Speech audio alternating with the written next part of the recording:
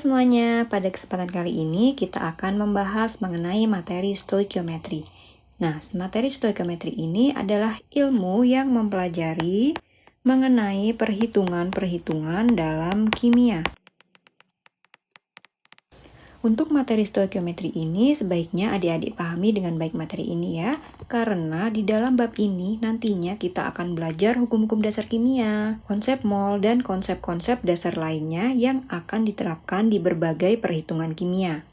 Oleh karena itu, materi ini sangat penting untuk memudahkan kita dalam mempelajari topik yang berikutnya. Oh iya, selain itu, materi ini paling banyak keluar di dalam tes-tes masuk PTN. Biasanya tuh sekitar 3-4 soal jumlahnya, lumayan banget kan?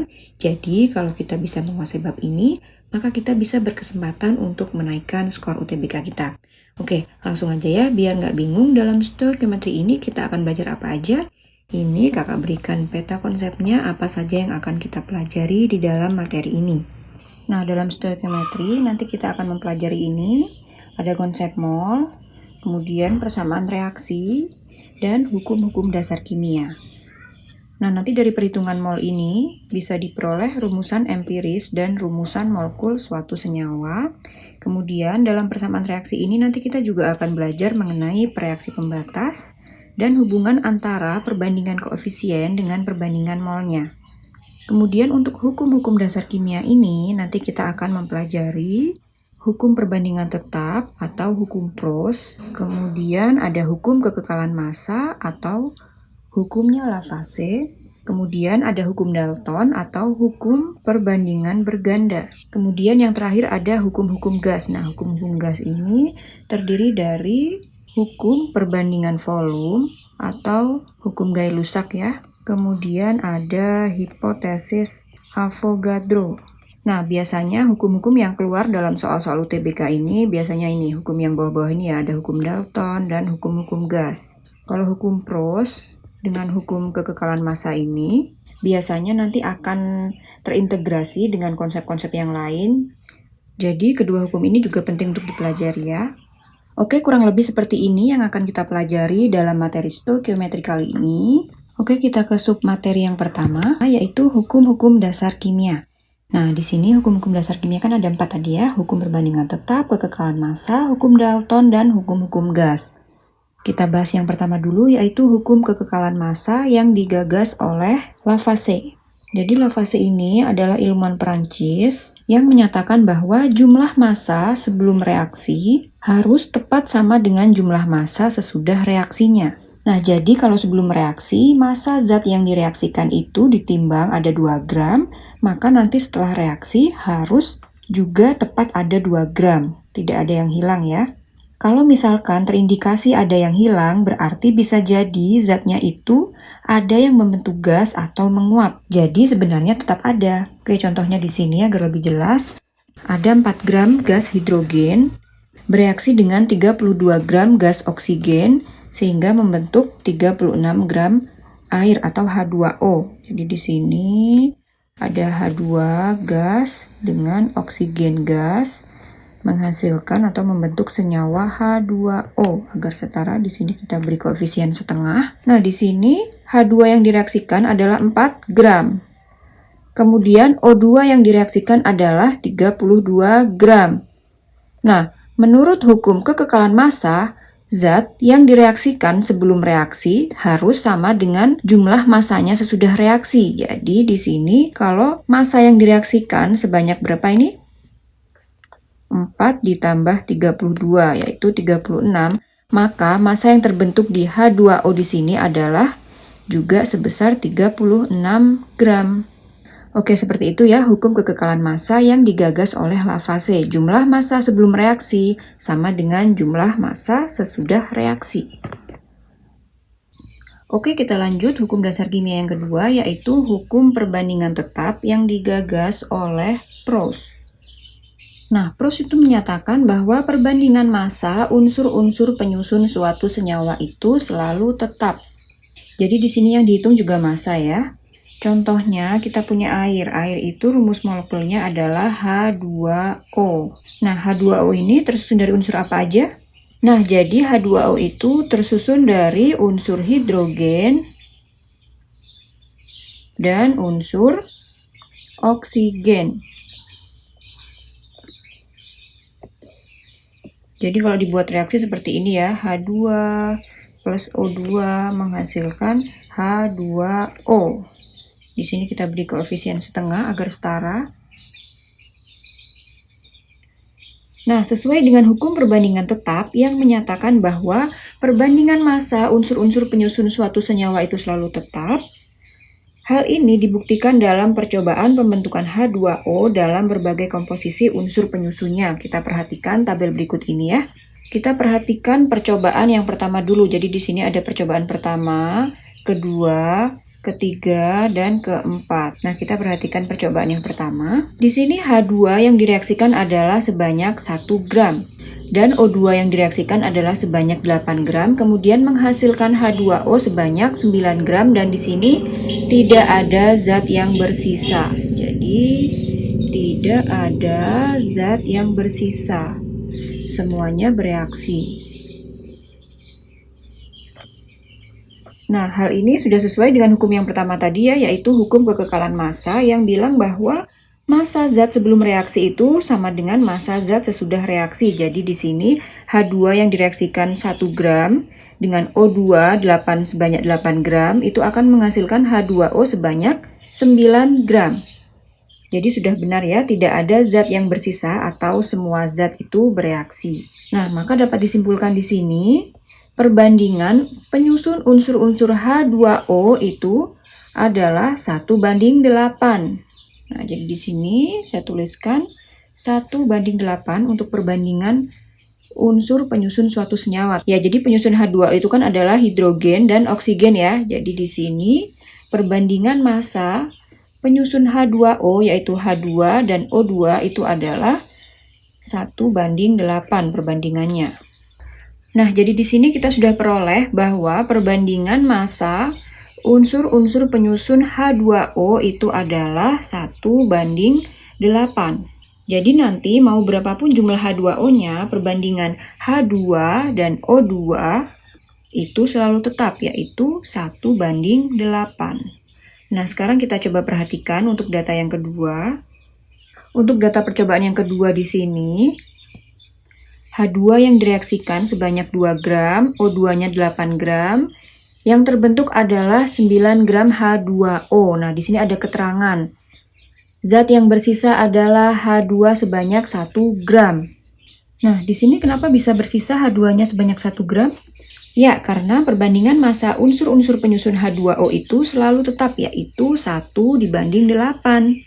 Jadi, di sini kalau direaksikan H2-nya sebanyak 2 gram, maka dia pasti akan bersisa sebanyak 1 gram, karena yang dibutuhkan hanya 1. Jadi, kalau kita reaksikan H2 sebanyak 2 gram, kemudian O2 sebanyak 8 gram, nanti H2 yang bereaksi ini tetap hanya 1 gram dan akan bersisa sebanyak 1 gram. Sehingga perbandingannya sama ya, 1:8. Jadi, walaupun H2-nya diberi 2 gram, maka yang bereaksi akan tetap hanyalah 1 gram. Jadi intinya, berapapun unsur-unsur penyusun H2O yang bereaksi, itu harus berbanding 1:8. Nah, jadi maksudnya perbandingan 1:8 di sini adalah 1 bagian dari hidrogen dan 8 bagian oksigen. Oke, jadi berapapun unsur-unsur penyusun H2O yang bereaksi, itu harus berbanding 1 bagian hidrogen dan 8 bagian oksigen. Ya, sama ya seperti pada percobaan 3 dan 4 ini. Jadi nanti di sini perbandingan massa unsur H2 dan O2 adalah 1:8. Nah, ini juga ya untuk percobaan nomor 2, ini juga 1:8. Oke, seperti ini hukum perbandingan tetap yang digagas oleh Proust. Kita lanjut ke hukum dasar kimia yang selanjutnya ya. Oke, yang selanjutnya yaitu hukum perbandingan berganda atau hukum kelipatan perbandingan yang digagas oleh John Dalton.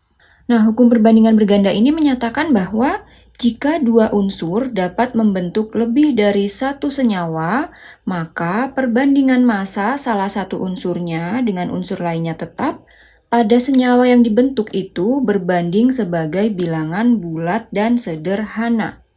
Jadi misalkan dari dua unsur itu dapat dibentuk beberapa senyawa dengan perbandingan massa yang berbeda-beda, misalnya belerang dengan oksigen.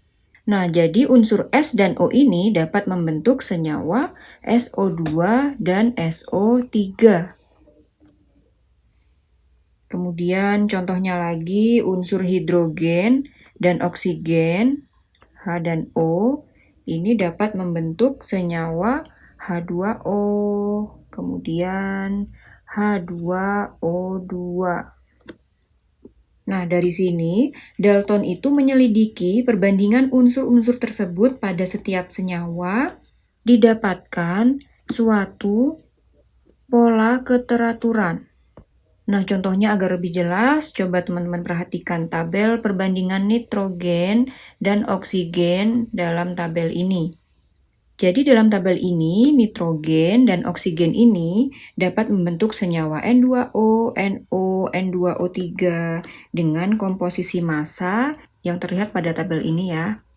Jadi dalam tabel ini dijelaskan bahwa nitrogen dan oksigen ini dapat membentuk senyawa N2O, NO, N2O3 dengan komposisi massa yang terlihat pada tabel ini ya. Nah, dari tabel ini terlihat bahwa bila massa N dibuat tetap atau sama sebanyak 7 gram, maka perbandingan massa oksigen dalam N2O, NO, dan N2O3 adalah 4, 8, dan 12. Nah, jadi di sini dalam senyawa N2O massa N-nya itu 28 ya. Nah, sesuai dengan hukum perbandingan berganda, yang menyatakan bahwa jika dua unsur dapat membentuk lebih dari satu senyawa, maka perbandingan massa salah satu unsur dengan unsur lain tetap pada senyawa yang dibentuk berbanding sebagai bilangan bulat dan sederhana. Oke, jadi di sini jika kita buat nitrogennya ini tetap atau sama, nah gimana biar sama? 14-nya ini dikali 2 ya, biar sama dengan 28, biar sama dengan massa N dalam N2O dan massa N dalam N2O3. Nah, kalau di sini dikali 2, maka yang di sini harus juga dikali 2. Ini sama dengan 32. Oke, seperti ini. Kemudian kita tinggal bandingkan saja yang di sini. Jadi perbandingan massa N dengan O dalam N2O di sini 28 dibanding 16. 28 banding 16 itu sama-sama dibagi 4 ya, 28 bagi 4 7, kemudian 16 bagi 4 4. Oke, jadi perbandingannya 7 banding 4. Kemudian dalam senyawa NO, massa N-nya adalah 28, massa O-nya adalah 32. Oke, jika dibandingkan maka bentuk sederhananya adalah 7 banding 8, yang ini dibagi 4, yang ini juga dibagi 4. Oke, jadi perbandingan massa N dengan massa O dalam senyawa NO adalah 7 banding 8. Kemudian dalam senyawa N2O3, massa N-nya adalah 28, massa O-nya adalah 48. Jadi 28 banding 48 itu hasilnya adalah 7 banding 12. Nah, dari sini terlihat bahwa jika massa N dibuat tetap atau sama, maka perbandingan massa oksigen dalam senyawa N2O, NO, dan N2O3 adalah berbanding sebagai bilangan bulat dan sederhana. Jadi ada keteraturan ya. Nah, saya tuliskan di sini. Jadi perbandingan massa oksigen dalam N2O banding NO banding N2O3 itu adalah 4 banding 8 banding 12. Kemudian jika disederhanakan menjadi 1 banding 2 banding 3. Nah, di sini ada suatu pola keteraturan. Jadi jika massa nitrogennya dibuat tetap, maka perbandingan massa oksigennya adalah 1 banding 2 banding 3. Oke, seperti ini hukum perbandingan berganda yang digagas oleh Dalton. Kita lanjut ke hukum dasar kimia yang keempat.